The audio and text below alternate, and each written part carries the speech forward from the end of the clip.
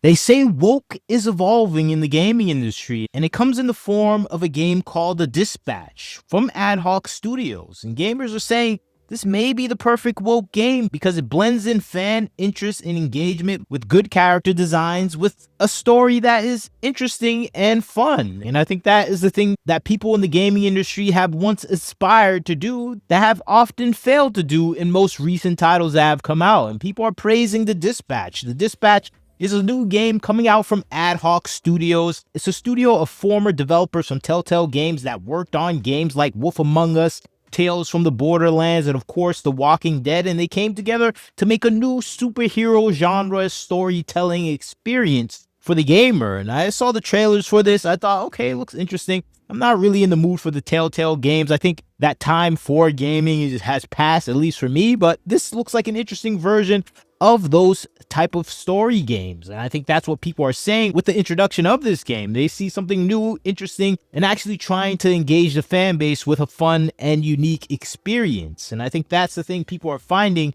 with this game. They're finding a fun and unique experience, and they're ignoring all the conversations when it comes to politics and messaging that have inundated the gaming space, because they're just focusing on the fun of the game. And I think that's what we rarely see with modern games today, where they're just more interested in the fun rather than the messaging. And more than anything, people are seeing actually beautifully designed characters. And I think that is the selling point for a lot of people when they're looking at The Dispatch. But if you don't know what I'm talking about The Dispatch. You play as a person named Robert, a washed-up superhero formerly known as Mecca Man. He has a power suit. It kind of busted through process of the story. He's stuck working as dispatches for a tag team of misfit heroes at a superhero agency. You can think about The Boys Meet The Office, and that is kind of the overall structure of the story and the world that they're building. And I think that's the thing people are reminded about with this game. They're reminded of these kind of funny stories that are engaging in the superhero world. For me personally, I'm tired of that boys structure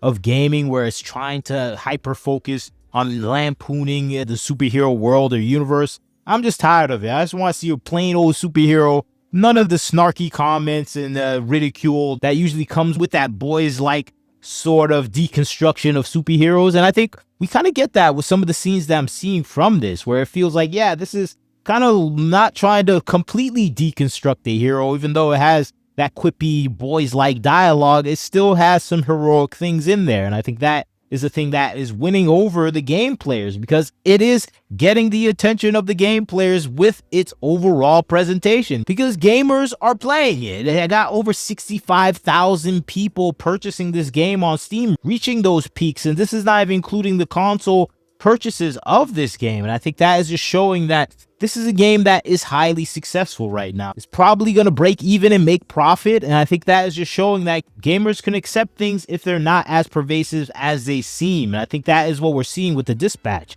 The Dispatch is an episodic game, so it's in line with what we saw with the Telltale Stories. It has over 8 chapters. The first few dropped this year. It features voice acting from a lot of famous people, Aaron Paul, some YouTubers like Moist Critical, Alana Pierce. These are controversial figures that people have kind of a disrespect for in some aspects, and some have respect for them. And so that's why people had this conversation even before the release of the game, saying, hey, this game is probably, with the progressive messaging, it's going to be focused on the LGBTQ, DEI things. And it kind of has those elements there. We do see the diverse cast of characters that are always put at the forefront of these sort of titles. But I think when we see these characters in the game, they just seem like regular people. So it kind of goes against that stereotype when we see these type of characters in other games. Because when we see these type of characters in other woke games, we see them as stereotypes. They're not even personalities. They're representation icons. They're there to espouse certain values and have no personality of their own. And I don't think that's what happens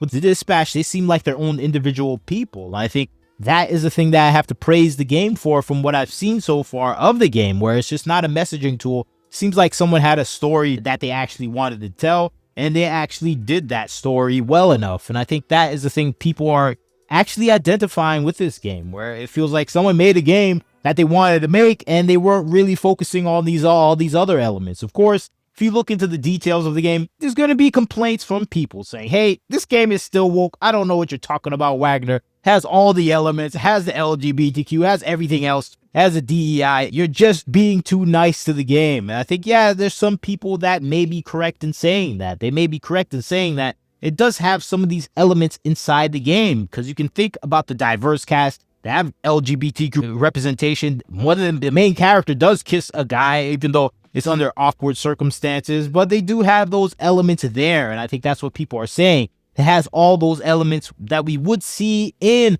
a Sweet Baby Inc. oriented game. It even has people that support Sweet Baby Inc. doing voice acting. So I'm like, okay, yeah, that has those elements. I think that is the case to a certain extent. But I think first and foremost, I think the developers that made this game to actually just be a fun, interesting story experience. And I think that's what I get most from the things I see from the Dispatch. It feels like they're trying to make a fun and interesting and engaging story, and the gamer and player base are responding to it. And I think the things that go against this narrative that this is a politically influenced and woke game is that the characters don't look ugly. And I think that is the mainstay that we usually see within this gaming environment, where the two main characters in the game will be filled with repulsive and unattractive and unappealing characters. And that is just not what's happening here with Blazer and Invisigal, the two main female characters that you have a love triangle over. And I think that is the thing that we happen to see in this game that has people saying, hey, this game is actually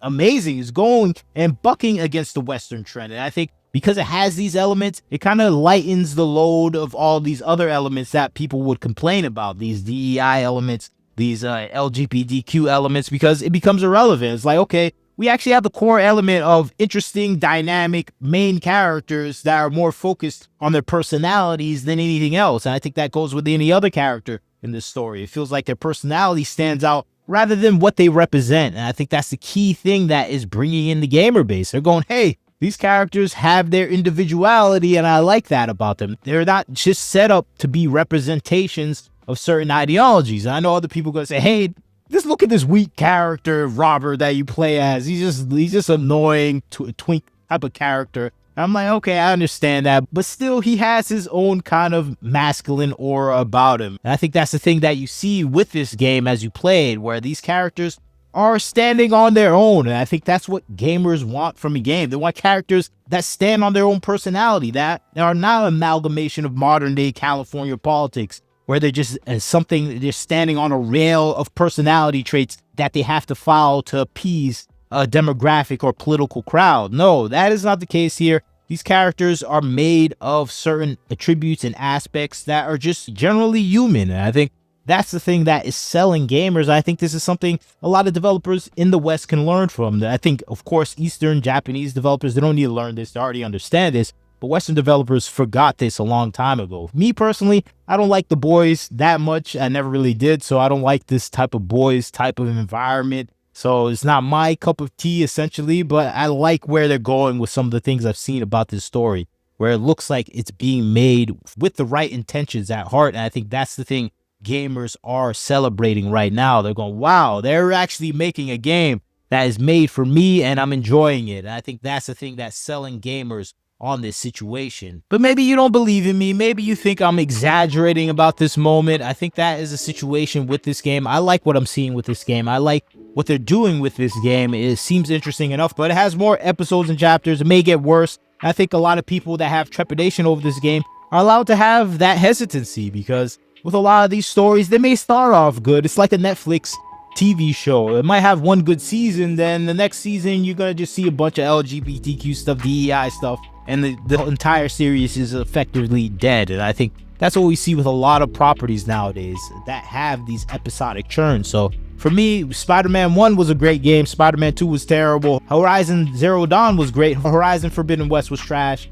That's the experience I've been having with gaming. Sequels have been terrible, and this only released a few episodes, so there may be future episodes that may be absolutely terrible. And I think that's what gamers need to be aware of, that, hey, what might be evolving. They may be putting everything in the back burner, not to actually scare the gamers away because they want to make money. And I think that might be the case with the Dispatch. So gamers saying, hey, I don't trust this game, they're allowed not to trust it, because they have seen games turn their back against the gaming audience. They don't want to hear later on from this developer saying, hey, I hate everyone that doesn't like the certain parts of Sweet Baby Inc., LGBTQ or DEI elements. I want to see them all 6 feet under. We might hear that from a developer. So that is commonplace in the Western gaming industry, to hate and disrespect your fan base. So a lot of gamers are going to be hesitant and wait a while before they even play this game, because they don't want to invest in something that is out to get them. And I think that's what we often see with a lot of developers nowadays. But that is just my 2 cents on the situation. Maybe you disagree with me.